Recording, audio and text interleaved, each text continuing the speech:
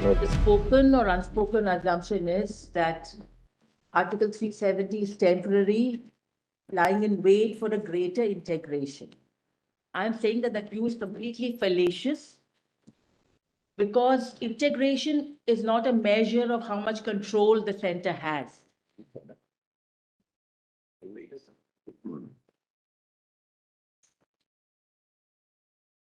What did you say at the end? Integration is not a measure. It's not measured by how much control the center has. It is not a function of central control or power. And it would be pernicious to say that people in the Union Territory are more integrated than, say, people in a sixth schedule area. That's not how our democracy works, and that's not how we view people. So this assumption that Kashmir and Jammu were not integrated, even earlier, even in Iyengar's speech, the waiting is for accession, whether they ratify it or they don't ratify it. But once they acceded, they became Indians. And in fact, even before the Indian army, when the facts are this, even before the Sikh regiment reached Srinagar, it was the Kashmiris of the valley who fought the intruders, and many of them were martyred. Mir Maqbul Sherwani is only one name. He was strung up and crucified as an example by the intruders, hundreds of them. Stop those people. Yeah,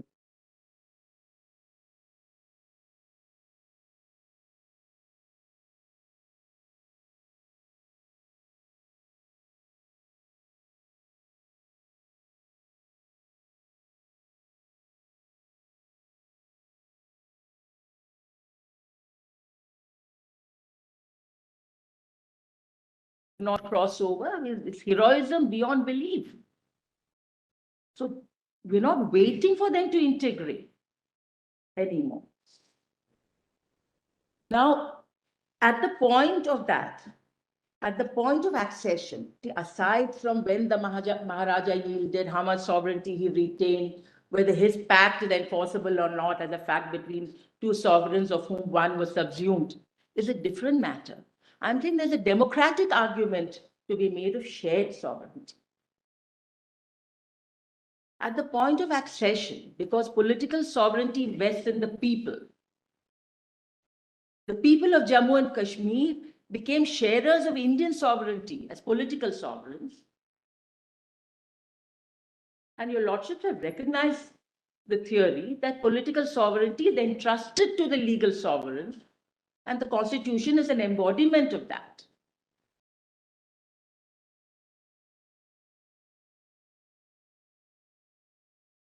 And your lordships have recognized in the Indira Nehru Gandhi case that this legal sovereignty, it's a medieval concept to call it indivisible. It is essentially divisible. The nation state is an association of associations, and sovereignty, legal sovereignty, spread over various units. Of course, that case was considering the legal sovereignty as distributed among the three organs of the state. But the principle is equally applicable to the divided sovereignty between the center and the states. Because long ago, much has been said about the dual polity. I don't have to repeat it. So what Article 370 recognizes is this mode of governance. It is the shared sovereignty of the people of Jammu and Kashmir, the merging of their democratic will with that of the rest of India. So in that sense, there is a democratic pact which has become part of Article 370. It has a constitutional recognition and guarantee. And that is quite aside from whether the Maharaja's pact with Mountbatten is enforceable or not. There is a democratic principle behind it. So in my view, Article 370 reflects and incorporates an entrustment of popular sovereignty to a divisible and shared legal sovereignty between the center and the state of J&K. Just a second. Article 370 recognizes, can you come again on that? An entrustment of popular sovereignty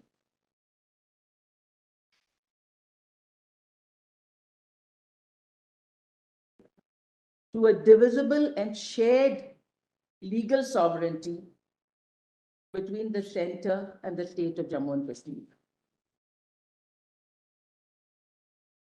And Yes.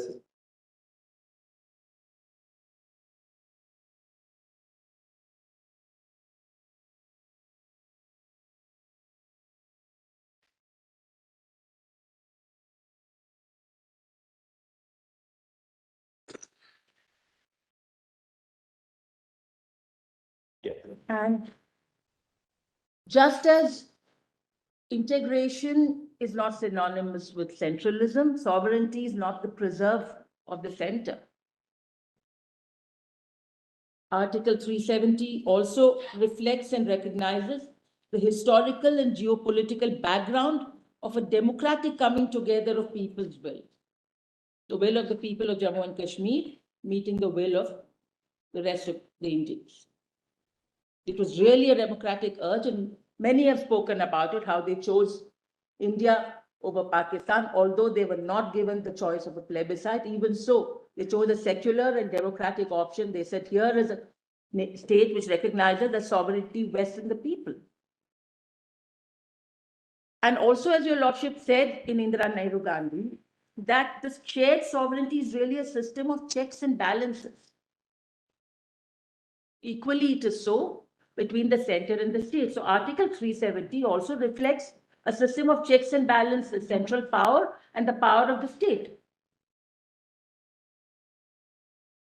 State of Jammu and Kashmir.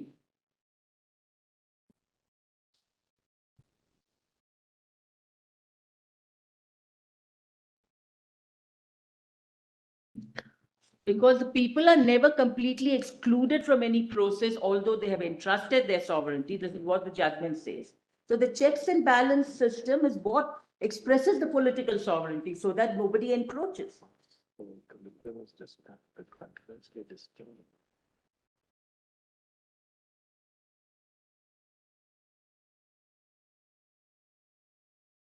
So Article 370, in that sense, the will of the people of J&K permeates every part of Article 370, 371, and 371 survives. It is not, I do not endorse the view that the whole article has come to an end. 371, the concurrence, and I'm not saying it's binding. What Iyengar's speech is certainly not binding, but it reflects the fact that despite there being a titular monarch, the power of concurrence, even when there was no state legislature, was given to the largest party because it was a democratic step. And that is why 371, both for concurrence and for consultation, it's the state government is emphatically defined as a governor advised by a council of ministers. Even the CO 272 says that. Whether by mistake or what, I don't know. So a governor who is not advised by a council of ministers is not recognized by 370. And therefore, any CO issued during a period of president's rule is simply not competent. Actually, I checked. In 70 years, all of 5 COs have been issued during president's rule or governor's rule. 1 in 1986 and 4 extending the term of presidential proclamation in the year between 90 and 96. What's the number of the 1986 here? 129, CU 129. And what was it relating to? It was relating to, I think, the power under Article 249. It was a temporary resolution. And it was challenged, but it was never tested. What I want to say is this has never been tested for constitutionality. It was challenged in the Delhi High Court, but eventually it was dismissed as infructuous. So there is no ruling.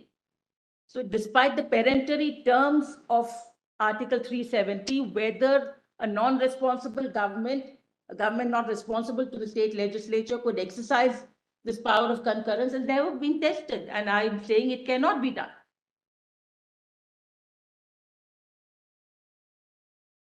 I could hand over the 5 COs. It's there.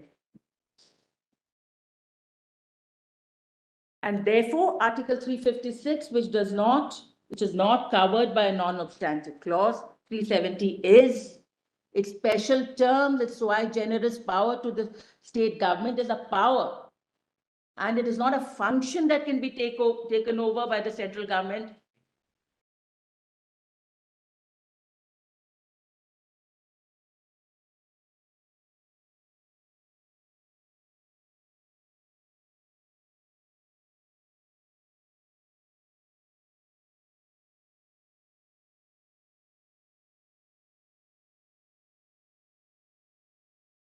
Function is a duty. Power is a discretion. It's a sui generis power given to a responsible state government, and consciously given to a responsible state government. It cannot be taken over under Article 356, which is subservient to Article 370 on the sheer terms.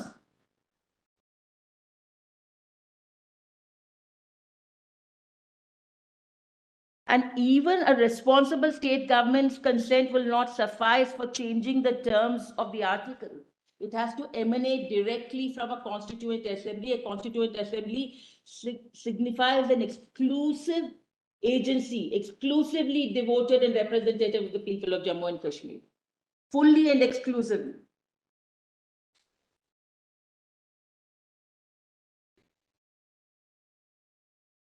So,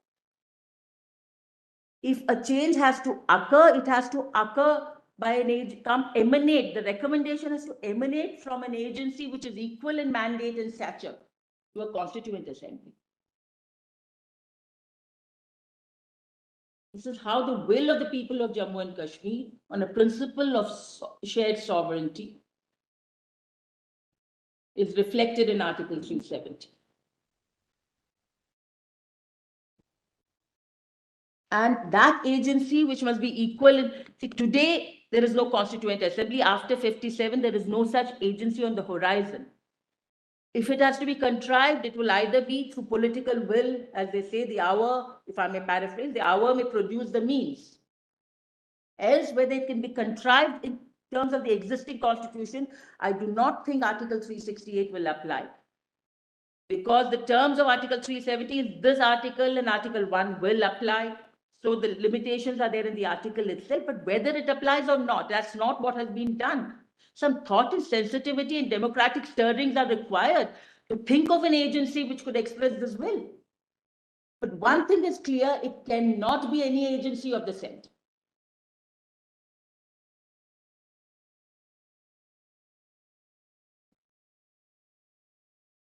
It cannot be, because a democratic pact is between two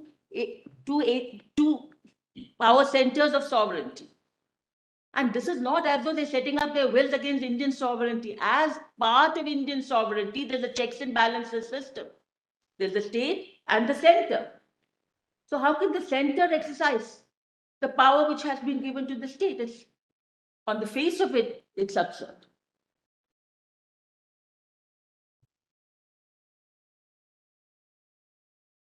So the constitutional intent is clear. It cannot be any agency of the center. The will of the people of Jammu and Kashmir is integral to the mode of governance specified in Article 370. And a process which has systematically, with malintent, erased the will of the people can never legitimately affect Article 370.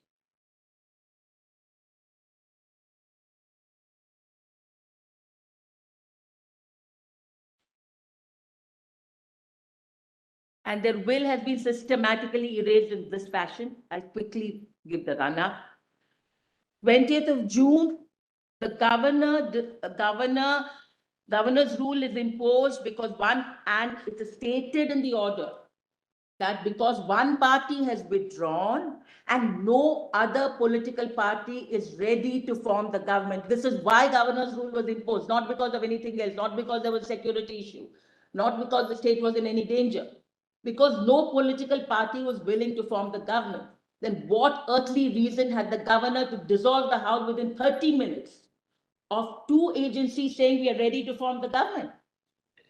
Two political parties. One, a letter, it's what page is this? I'm not going to read it.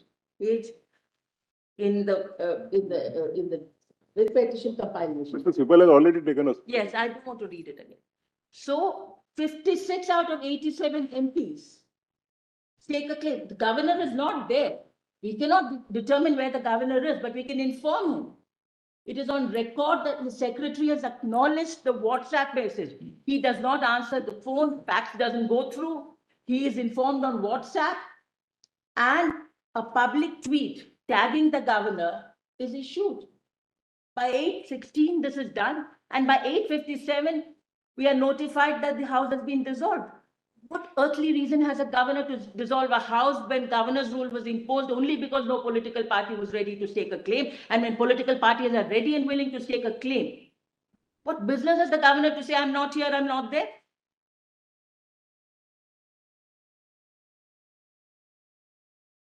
Then, in this state of affairs, there is a proclamation of President's rule, and the President usurps the power of the state government under Article 371. It is not permissible under Article 356 because it only allows him to take over the functions of a state government, not sui generis powers, protected by a non-obstant clause. And what need has a power? He has executive powers to do whatever has to be done on a regular basis in a state government. And temporary legislative powers. Where is the need for this extraordinary power? It is not contemplated. And then we are told the situation was not okay for elections to be held. That means that situation must only be attributed to the governor and the president, because until then the reason was that no political party is coming forth. So this, I'll finish. So this is malice, and this power under Article 356, which is really subject, legislative acts there are subject to a post-appraisal by the state legislature. This power is ironically used to destroy all possibility of a legislature. So the people of Jammu and Kashmir don't have a legislature when the act is contemplated of abrogating Article 370, and it is ensured that they do not have any future legislature either. And my friends want your lordships to believe that this is an expression of the will of the people of Jammu and Kashmir. My lords, this is, a self-proclaimed agent through a series of proxies, strangling the principle and telling your lordship this is not murder but suicide. This is really bad.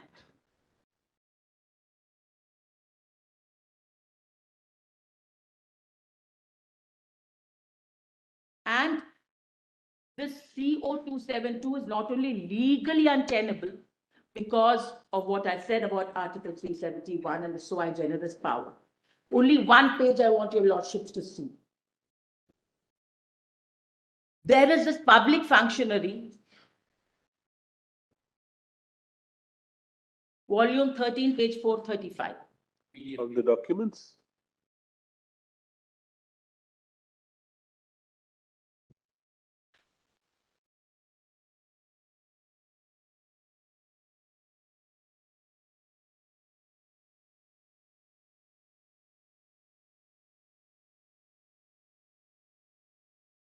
Just 1 second.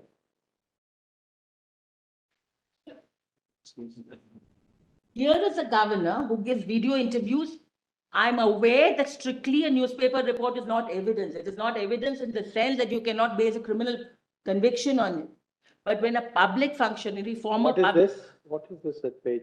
This is a interview given, a video interview given by the governor who had dissolved the assembly, not the person who imposed governor's will.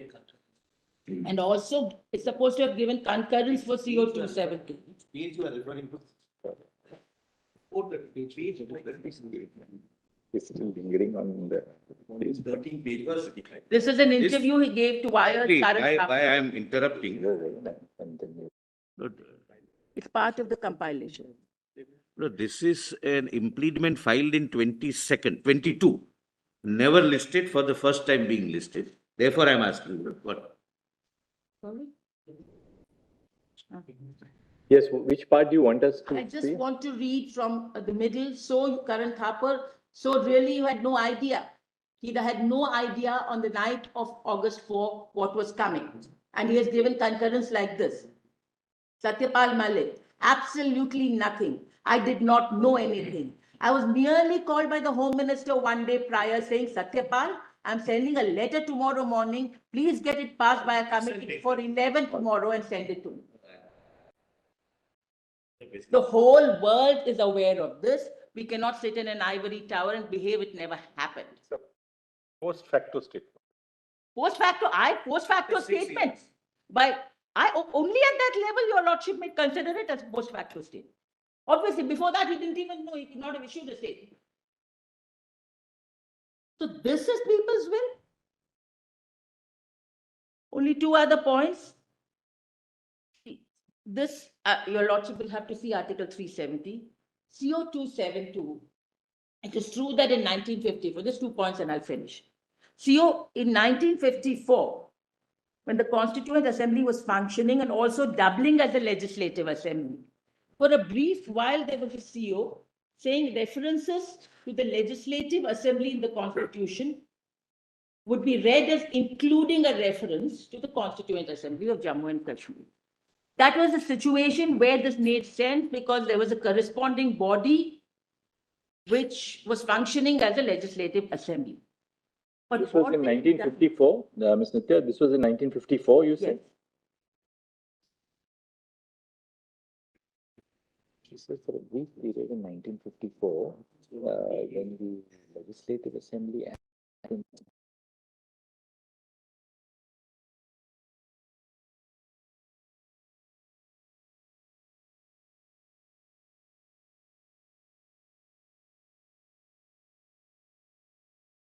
Yes, there was a CO, which said, page 18. I'll read it. Volume? Documents volume 3, page 8. Sorry, tell me again. Documents volume 3, page, PDF page 18. Oh, the CO 54. CO 50. CO 48 in 1950. Sorry, CO 48 in 1950. Let's just see that for a second. So that said, my friends are relying on it, saying it was done then and we can do it now. Let's to appreciate your solutions. References. In page. 1 second. References to. What is References. What is the page number? Page number, internal page 18. No, this is PDF page 8. PDF page 8. PDF page 18. 18. 1. Oh, 18. This was with reference to Article 367. Yes. It was done under Article 367. So they're saying it's been done before and we can do it again. And I'll tell you lots of why that's completely fallacious. Which clause is that?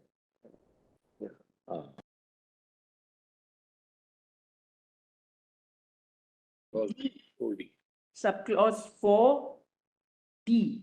References to the legislature or legislative assembly of the said state shall be construed as including references to the constituent assembly of the said state. Just 1 second.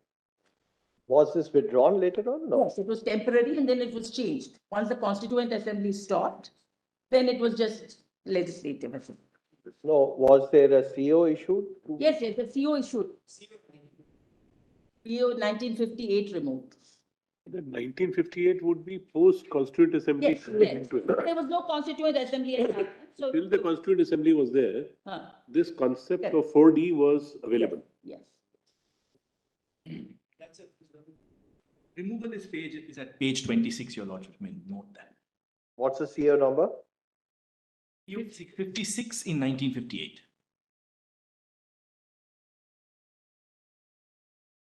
I'm saying that makes sense because there was a constituent assembly functioning which doubled as a legislative assembly. What they have done now, my point is I'm sorry, just what is the page number of CO number 56? 26. At 26.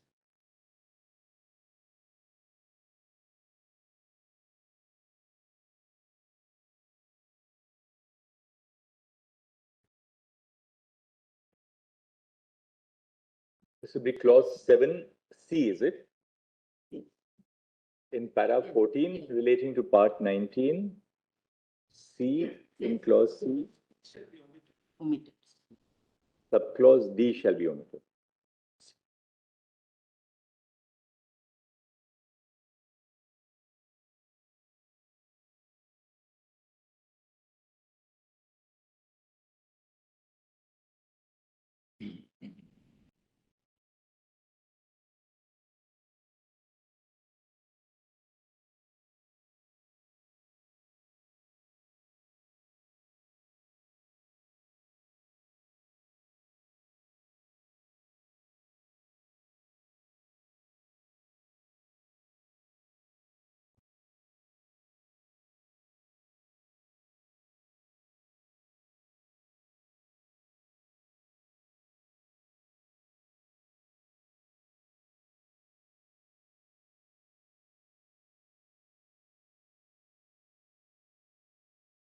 Yes.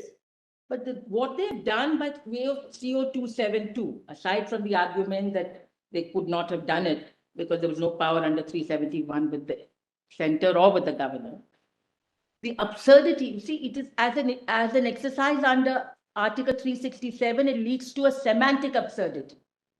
Now, I'll tell your Lordship why. Your Lordship will just take a look at Article 370. I know your Lordships have read it many, many times. I just want to show.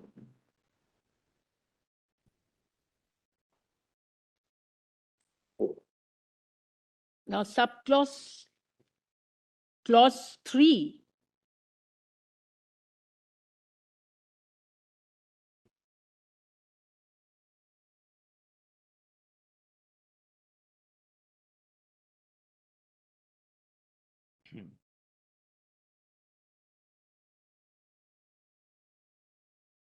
It says, provided that the recommendation of the Constituent Assembly of the state referred to in clause 2.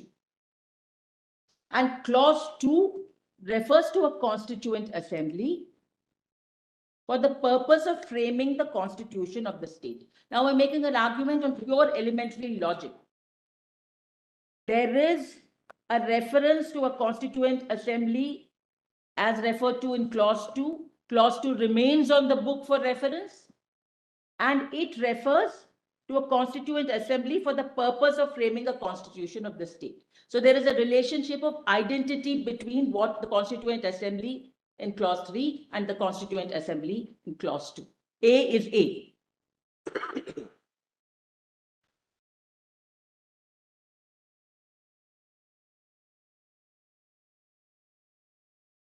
And so long as these two remain on the book, you cannot now bring by way of an interpretation that A in 3 is not A.